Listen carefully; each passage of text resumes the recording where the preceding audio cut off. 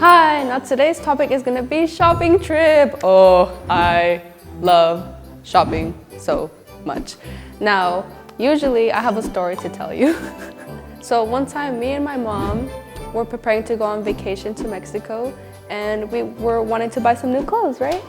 And so we went to department store, and we just see very fashionable brand new things, brand new shoes, maybe nice pants, skinny jeans, dress, skirts, just everything was so pretty and fashionable. And we just got so excited that we filled up our cart really high, full of clothes, maybe 2 shopping carts full of clothes.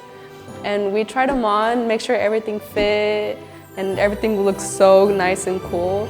And I was asking my mom, how can we afford this? And she was like, oh honey, we can do anything. It's very fashionable, it's good investment, she said. So when she went to the cash register to buy everything, the receipt was so long. and we had to make 2 trips to store and car to bring back everything to the house.